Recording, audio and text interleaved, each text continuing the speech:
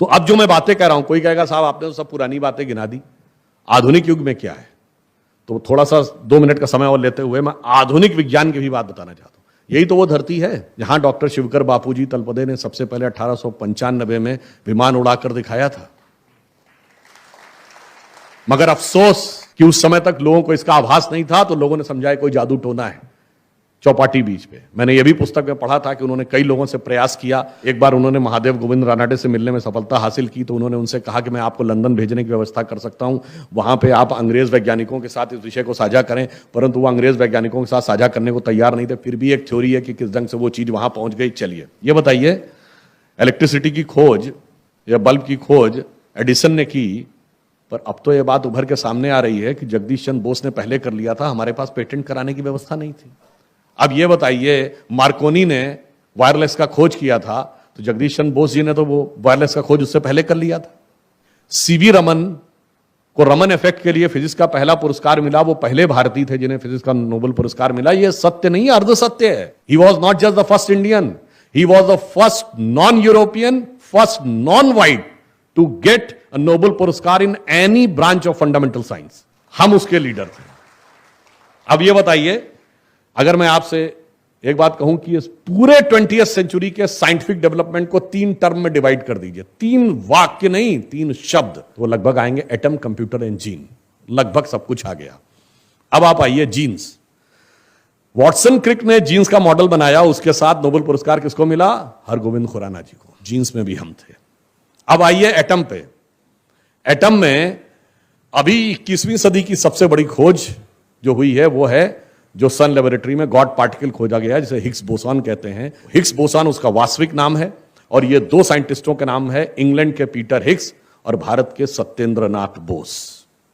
तो आप देख लीजिए, पिछले 100-125 साल में प्योर फंडामेंटल साइंस में हमने आज के समय में भी करके दिखाया है। और आज अगर आप देखें तो पूरी दुनिया में, मैं एक वाक्य और बता देता हूं, एक दिन टीवी डिबेट में थे तो वो पाकिस्तान वाले के साथ बहस होने लगी। वो कहने लगे आपको अमेरिका से सहायता की जरूरत होगी, हमें कोई जरूरत नहीं, हमें अमेरिका से कुछ नहीं लेना। मैंने कहा सुनिए, अमेरिका से हमको क्या लेना है वो छोड़िए, हम अमेरिका क्या देते हैं पहले आपको बता रहे हैं। मैंने कहा गूगल का चीफ हमारा है, माइक्रोसॉफ्ट का चीफ हमारा है, पेप्सी की चीफ इंदिरा नूई हमारी है। हमने कहा इससे पहले मास्टर कार्ड का चीफ भी हमारा रह चुका है। हमने कहा ये सिटी बैंक का चीफ हमारा रह चुका है। मैंने कहा इतनी बड़ी बड़ी कंपनीज के सीईओ हमारे हैं। तो मैंने पूरा 100 साल का बताया। मैंने कहा मगर आपके यहां भी हैं, हम और आप तो एक साथ ही वर्तमान राजनीतिक अस्तित्व में आए थे। मैंने कहा आपके यहां भी चीफ है, लश्कर ए तैयबा का चीफ है, जैश ए मोहम्मद का चीफ है, अलकायदा का चीफ पकड़ा गया, अभी अल जवाहिरी मारा गया।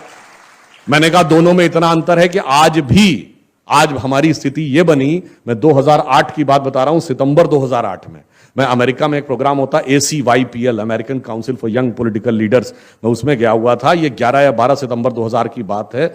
बैरक ओबामा का जो फर्स्ट प्रेसिडेंशियल रन था उसमें, तो नॉर्थ कैरोलिना में उसने अपने भाषण देते हुए कहा कि we have to make our children work hard because we have to compete with Beijing and Bangalore. अब बताइए भारत की स्थिति ये आई। इसका मतलब यह हुआ कि हम वर्तमान समय में भी जिस प्रखरता के साथ, जिस प्रबलता के साथ आगे बढ़ रहे हैं, मगर एक अंतर है, कंपनियां तो दूसरे भी बना लेते हैं। कंपनियों में चाइना हमसे 20 होगा, मगर अब मैं बताता हूं भारत किस मामले में व्यापार और इकोनॉमिक्स के साथ क्या देता है। हम सब व्हाट्सएप यूज करते हैं, हम सब फेसबुक यूज करते हैं, उसका मालिक कौन? Mark Zuckerberg. जो लोग आईफोन यूज करते हैं तो एप्पल का मालिक कौन था? Founder Steve jobs. अब मार्क जुकरबर्ग ने यह बात कही कि एप्पल के फाउंडर स्टीव जॉब्स ने उससे कहा था कि अगर जिंदगी में कभी तुम बुरी तरीके से हताश हो जाओ और तुम्हें लगे तुम्हारा कॉन्फिडेंस खत्म हो रहा है, तो ऐसा करना, जाना भारत में नैनीताल जिले में एक नीम करोरी बाबा का कैंची आश्रम है, वहां पे जाना और वहां जाकर तुम्हें नई ऊर्जा प्राप्त होगी। और मार्क जुकरबर्ग ने भारत यात्रा के दौरान इस बात का उल्लेख किया कि मैं कैंची आश्रम आया, और उसने कहा पहले मैं आकर तुरंत जाने वाला था, मौसम खराब हो गया क्योंकि वो पहाड़ी क्षेत्र है, इस कारण मुझे रुकना पड़ा। कहा 2 दिन रहने के बाद मुझे अलग प्रकार की ऊर्जा प्राप्त हुई और मुझे लगा कि स्टीव जॉब्स बिल्कुल सही कहते थे, तो हम अमेरिका को ये भी देते हैं। तो हो सकता है कि चीन और सिंगापुर, अमेरिका मशीन में हमसे आगे हो, परंतु मैं फिर कह रहा हूं गॉड पार्टिकल में हमारा नाम यह संकेत देता है कि हम पार्टिकल का भी सोल्यूशन देने की स्थिति में है और गॉड का भी सोल्यूशन देने की स्थिति में है। इसलिए हमारा राइज यदि होगा इस अमृत काल में, अगर हम सारे विष को हटा सके, सबके मन में कंफ्यूजन है, हमारे मन में कंफ्यूजन है, बाकियों के मन में कोई कंफ्यूजन नहीं है भारत को लेकर। इसीलिए आपने गजवाए हिंद सुना होगा, गजवाए चाइना नहीं जो हमसे बड़ा देश है, गजवाए रशिया नहीं जो हमसे बड़ा देश है। क्यों? उनको लगता है भारत वाइब्रेशन का सेंटर है, भारत में कॉन्शियस एनर्जी का सेंटर है। तो इसलिए जब यहां पर हमारा कब्जा होगा तो यह देश, यह दुनिया पे हमारा वास्तविक कब्जा होगा। इसलिए वो वाइब्रेशन का सेंटर हम हैं, मगर हम ही हनुमान जी की तरह अपनी शक्ति भूले हुए हैं। और अंत में एक बात और कह दूं, यह महाराष्ट्र की धरती है और मैं तो उत्तर प्रदेश से आता हूं। कुछ एक संयोग है, जब भारत में बड़ा परिवर्तन होता है तो यहां वहां का एक कनेक्शन हो जाता है।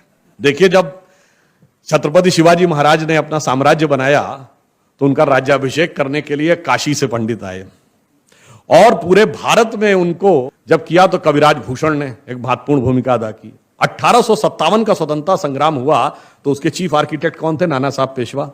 Chief executor Tatya Tope. Most heroic display Rani Jhansi. तीनों मराठी थे। परंतु सारी संरचना कहां हुई?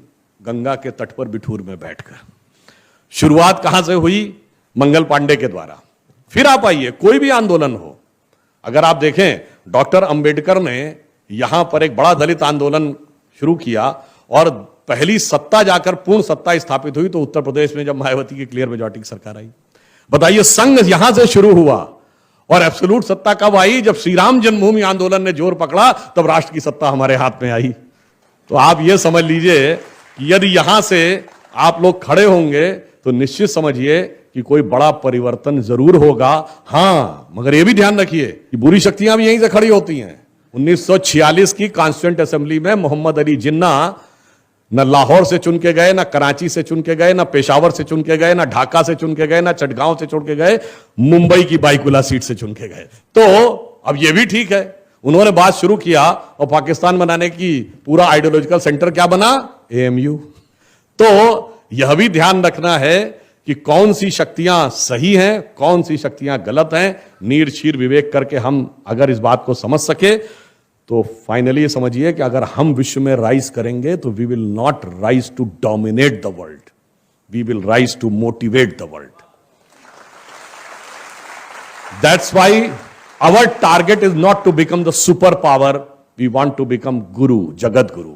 पावरफुल व्यक्ति के बगल में आप खड़े होते हैं तो ठिठका हुआ, संकोच में महसूस करते हैं, कभी कभी थोड़ा भयभीत भी महसूस करते हैं, बुरा मान गया तो पता नहीं क्या होगा। पर जब आप गुरु के बगल में खड़े होते हैं तो आनंदित, उत्साहित और आह्लादित महसूस करते हैं। तो हम वो बनना चाहते हैं और हमने कभी दुनिया के ऊपर शासन करने की कोशिश नहीं की, हमने किसी को नष्ट करने का प्रयास नहीं किया।